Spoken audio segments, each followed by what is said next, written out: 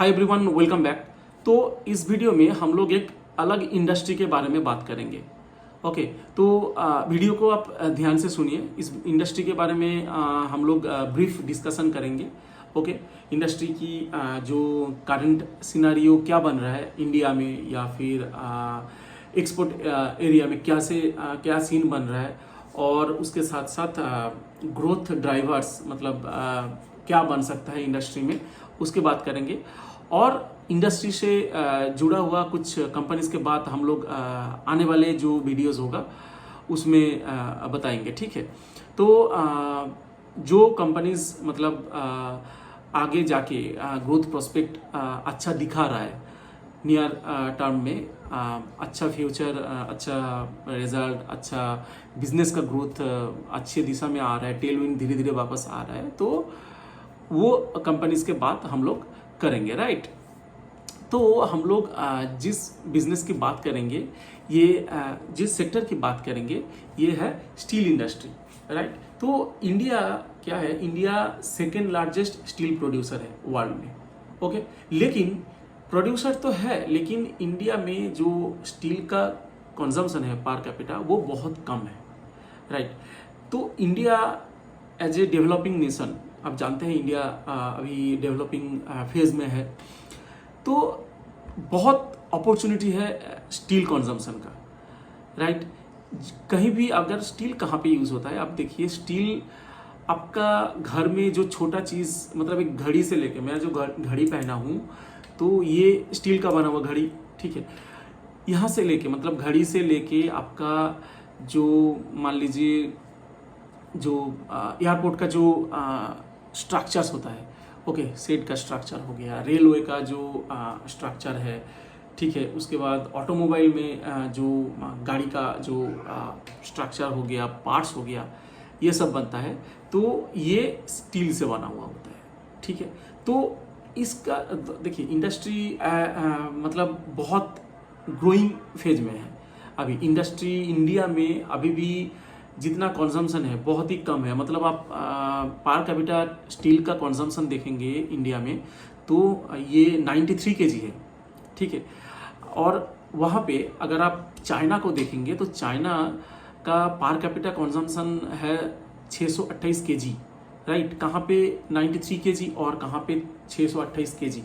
Okay, और वहाँ पे यूएसए का है 266 kg पर कैपिटा। ओके, और जो यूरोपियन जो नेशंस है वहाँ पे average 284 kg per capita steel का कंजम्पशन अभी है। मतलब करंट जो ईयर चल रहा है यहाँ अभी तक का, यहाँ पे जो मतलब इंडिया का जो कंजम्पशन है वो वर्ल्ड के बाकी जो डेवलप्ड कंट्री है उसके कंपैरिजन में बहुत ही कम है। ठीक है, तो इंडिया क्या है, जैसे मैंने बताया कि second largest steel producer country. Okay, अब स्टील कहाँ कहाँ पे यूज़ हो सकता है इंडिया में? देखिए स्टील मेनली सबसे ज़्यादा यूज़ होता है इंफ्रास्ट्रक्चर और कंस्ट्रक्शन में।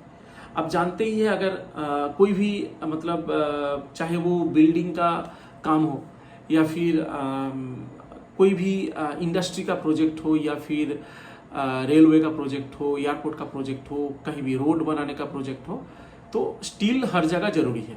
राइट, तो वही है कि इंफ्रास्ट्रक्चर और कंस्ट्रक्शन ये जो मतलब जो सेक्टर है यहाँ पे स्टील का यूसेज सबसे ज़्यादा है। ठीक है, ये मतलब जो कंजम्पशन है उसका 66.6% सिर्फ इंफ्रा और कंस्ट्रक्शन में ही जाता है स्टील।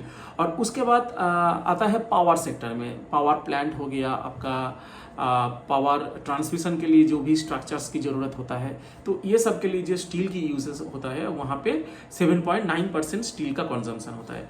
और ऑटोमोबाइल सेक्टर में जो ऑटोमोबाइल का पार्ट्स हो गया या फिर जो गाड़ी बनता है, गाड़ी का जो स्ट्रक्चर बनता है, चेसिस बनता है, वो स्टील का बना हुआ होता है। मशीनरीज जो हेवी मशीनरीज होता है, ठीक है, वो सब स्टील का बना हुआ होता है।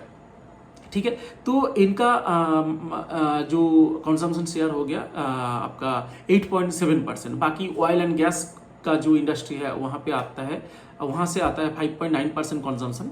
ओके, और बाकी जो भी अदर्स जो है वो 10.9% कंजम्पशन में आता है। ठीक है, तो मतलब आप समझ ही पा रहे हैं कि अभी इंफ्रास्ट्रक्चर का कितना ज़बरदस्त अभी ग्रोथ चल रहा है। गवर्नमेंट की जो कैपेक्स हो रहा है, गवर्नमेंट की पुश की वजह से एक इंफ्रास्ट्रक्चर का जो डेवलपमेंट है, रियल एस्टेट का जो डेवलपमेंट है, बहुत तेज़ी से हो रहा है। ठीक है, जो तो इसको हम लोग क्या कह सकते हैं कि स्टील कंजम्पशन का एक ग्रोथ ड्राइवर्स हम कह सकते हैं कि गवर्नमेंट का जो कंस्ट्रक्शन और इंफ्रास्ट्रक्चर में जो भी गवर्नमेंट का कैपेक्स हो रहा है, तो उसके वजह से क्या होगा, स्टील का डिमांड बढ़ेगा, स्टील कंजम्पशन का डिमांड बढ़ेगा। और उसके बाद जो अर्बनाइजेशन हो रहा है, स्मार्ट सिटीज़ हो रहा है, अमृत भारत जो मिशन हो रहा है, तो इसके लिए जो मतलब जगह जगह में नया नया रियल एस्टेट बन रहा है, रियल एस्टेट प्रोजेक्ट हो रहा है, तो वहाँ पे स्टील की ज़रूरत पड़ता है। ये हो गया।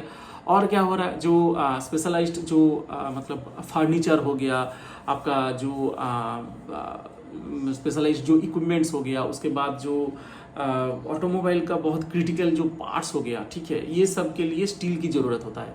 ओके, फिर आपका हो गया जो नेशनल स्टील पॉलिसी, गवर्नमेंट का जो PLI स्कीम है, ठीक है, जो कंपनीज को दिया जाता है गवर्नमेंट का, ठीक है, और उसके बाद नेशनल स्टील पॉलिसी के जो गवर्नमेंट का स्कीम है, तो इसके वजह से क्या होगा ना कि स्टील का प्रोडक्शन भी बढ़ेगा और स्टील कंजम्पशन में भी जो डिमांड आ रहा है उसका सप्लाई भी मतलब मिलता रहेगा, राइट।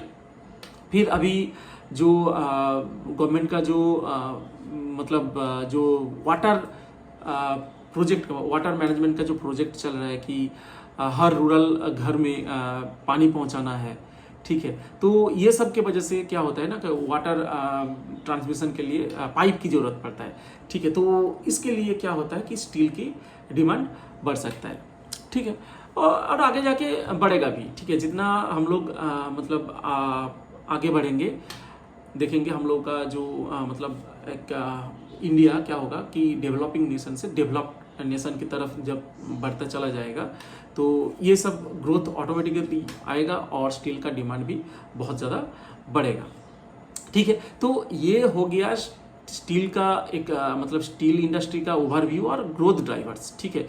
अब थोड़ा सा हम लोग इंडस्ट्री का ना थोड़ा सा वैल्यू चेन को समझते हैं, मतलब स्टील होता क्या है, स्टील कैसे बनाया जाता है, ठीक है। हम लोग जो एंड प्रोडक्ट जो जैसे घड़ी हो गया, जैसे फर्नीचर्स हो गया, ठीक है, आपका और भी तरह तरह का जो भी घर का सामान है वो स्टील से बना हुआ होता है, ठीक है। तो एक स्टील मतलब कहाँ से प्रोड्यूस किया जाता है और जो एंड प्रोडक्ट बनता है, तो वहाँ से मतलब शुरू से लेके अंत तक जो भी प्रोसेस है, जो भी एक चेन वाइज एक प्रोसेस है, तो इसको हम इंडस्ट्री की वैल्यू चेन कहते हैं, राइट। समझिए मेरे बात को मतलब ध्यान से सुनिए मैं क्या बोल रहा हूँ कि जो स्टील आप जो यूज़ कर रहे हैं, ठीक है, ये मतलब जो भी एंड प्रोडक्ट है, जैसे मैंने एग्जांपल के तौर से मैंने घड़ी बोला, तो ये जो चेन बनाया गया है ये एक बहुत लंबा प्रोसेस से मतलब गुजरते हुए आके फिर ये एंड प्रोडक्ट चेन बना, राइट। तो स्टील क्या है, ये एक्चुअली एक आयरन प्रोडक्ट है, ओके, आयरन मेटल है, ठीक है। तो मेटल को एक्सट्रैक्ट कहाँ से किया जाता है, मेटल को एक्सट्रैक्ट किया जाता है ओर से, ठीक है। तो आयरन एक्सट्रैक्ट कहाँ से होगा, आयरन ओर से। तो आयरन ओर पहले एक्सट्रैक्ट किया जाता है, ठीक है, फिर आयरन ओर से आयरन बनाया जाता है, राइट। फिर जो प्योर आयरन बनाया जाता है, फिर आयरन को क्या किया जाता है, आयरन के साथ और दूसरा जो मेटल्स है, दूसरा जो आयरन मॉलिक्यूल्स के साथ दूसरा मेटल का जो मॉलिक्यूल्स होता है उसको मिक्स करके स्टील बनाया जाता है। समझ में आया। प्योर आयरन के साथ जो दूसरे जो मेटल्स है, जैसे कार्बन, आयरन के साथ मेनली कार्बन मिक्स करके स्टील बनाया जाता है।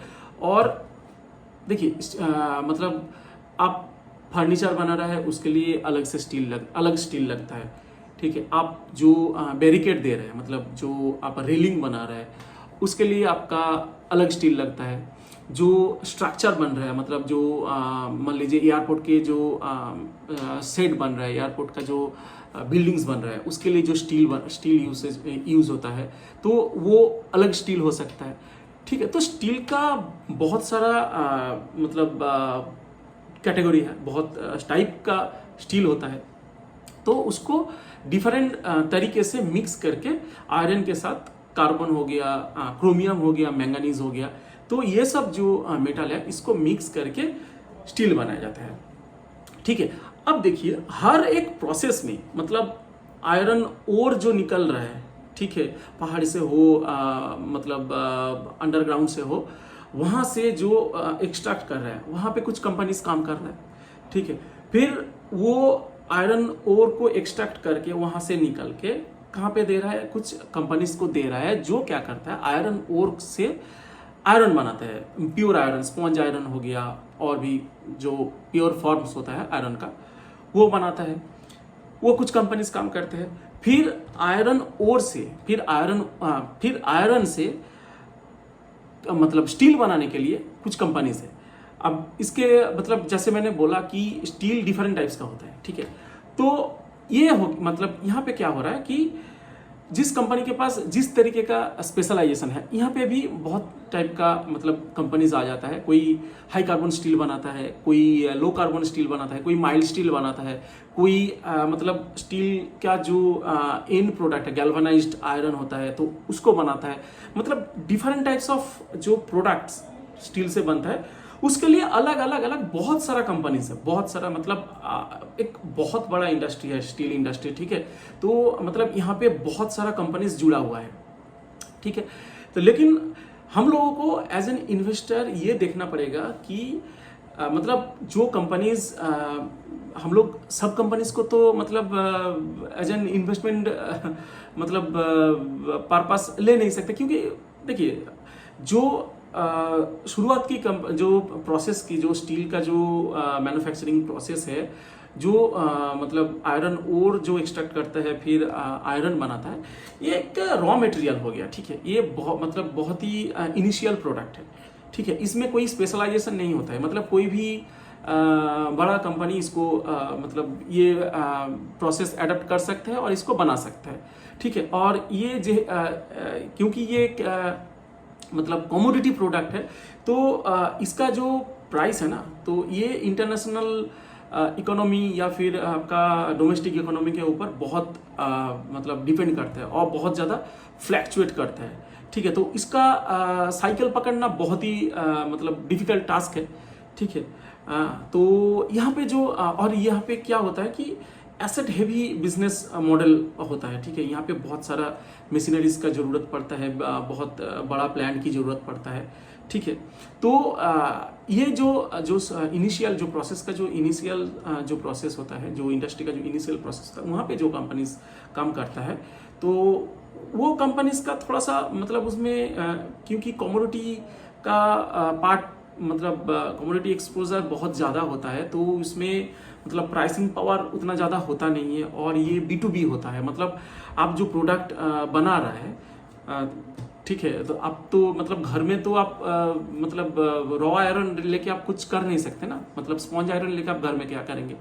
आपको तो एंड प्रोडक्ट चाहिए, घड़ी चाहिए आपको, फर्नीचर चाहिए आपको, यूटेंसिल्स चाहिए। ठीक है, तो इसके लिए मतलब आप वो क्या करता है कि आयरन जो होता है उसको और दूसरे कंपनी को देता है, जो क्या करता है, जो स्टील बनाता है, डिफरेंट टाइप्स ऑफ स्टील बनाता है।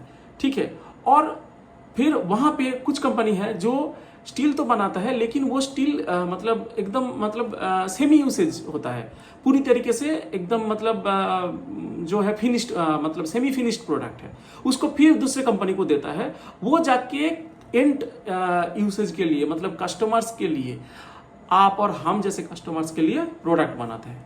ठीक है, तो वो जो हो गया, जो लास्ट में जो रॉ मटेरियल लेके, ठीक है, जो एंड यूसेज में जो यूज होता है, मतलब हम और आप जैसे कस्टमर्स यूज करते हैं, वो प्रोडक्ट बनाता है। ठीक है, उसको हम लोग वैल्यू एडेड प्रोडक्ट कहते हैं, समझिए मेरा बात। ठीक है, जो प्रोसेस के जो शुरुआती में जो कंपनीज था जो बनाता था वो वैल्यू एडेड प्रोडक्ट नहीं है, वो मतलब कमोडिटी प्रोडक्ट है, वो रॉ मटेरियल है। वो रॉ मटेरियल से किसी दूसरे कंपनी को दे रहा है जो वैल्यू एडेड प्रोडक्ट, मतलब जो यूसेज डायरेक्ट यूज कर सकता है, कोई कंज्यूमर डायरेक्ट यूज कर सकता है। ठीक है, अब जो बिल्डिंग का जो रेलिंग होता है, मतलब आप मतलब स्टेयरकेस का जो रेलिंग होता है, आप जो दीवारें लगा रहे हैं उसमें जो रेलिंग होता है, तो ये क्या आप डायरेक्ट खरीद रहे हैं, स्टील खरीद रहे हैं ना, तो ये स्टील को कोई कंपनी तो प्रोड्यूस कर रहा है, वो आपको डायरेक्ट भेजा, मतलब वही इसको वैल्यू एडेड प्रोडक्ट हुआ, ये आपको डायरेक्ट भेज रहा है। ठीक है, ये फिनिश्ड प्रोडक्ट है। समझ में आया? ठीक है, मैं और एक मतलब एग्जांपल से समझाता हूं। मान लीजिए कोई भी मतलब जो मिल्क मैन है, दूध बेचता है, राइट? तो दूध एक कमोडिटी प्रोडक्ट है। ठीक है, वो जो बेचता है वो क्या होता है, जो वो क्या करता है कि किसी फैक्ट्री को देता है, कोई भी मतलब कंपनी को देता है, जो क्या करता है, जो दही बनाता है या फिर बटर बनाता है या फिर योगर्ट बनाता है। ठीक है, मतलब लस्सी बनाता है, जैसे मतलब अमूल हो गया, मान लीजिए अमूल हो गया या फिर डेयरीज। तो यहाँ पे क्या करता है, जो मिल्क मैन होता है वो इन कंपनीज को अपना दूध सप्लाई करता है।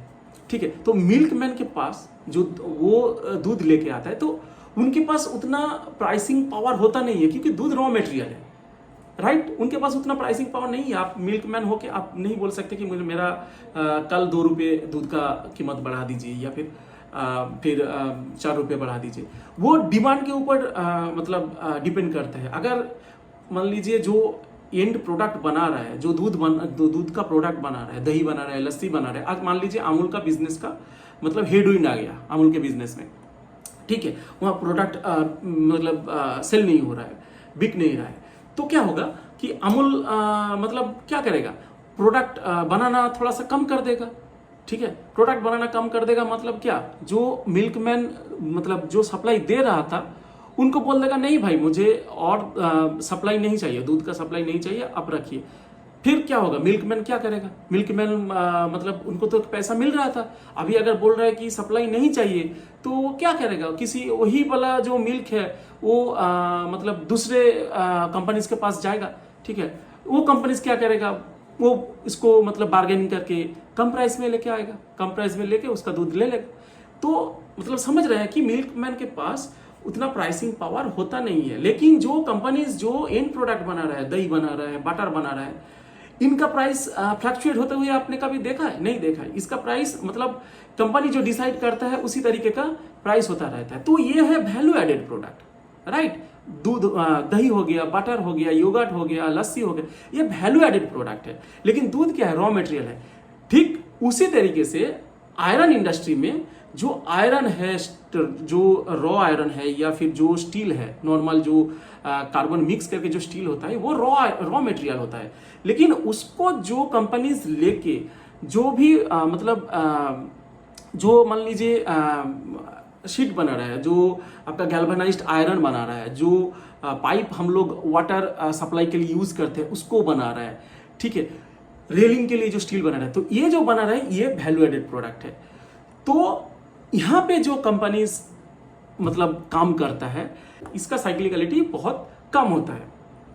ओके, तो ये सब कंपनी में आगे जाके मतलब अभी क्या बन रहा है, अभी जो इंफ्रास्ट्रक्चर का जो ग्रोथ आ रहा है, इंफ्रास्ट्रक्चर का जो जैसे मैंने बोला कि बहुत ज़बरदस्त ग्रोथ बन रहा है, तो इसकी वजह से क्या हो रहा है ना कि जो वैल्यू एडेड प्रोडक्ट बनाता है जो कंपनीज, उसका आने वाले मतलब कुछ क्वार्टर में बहुत ज़बरदस्त एक टेलविंड आ सकता है।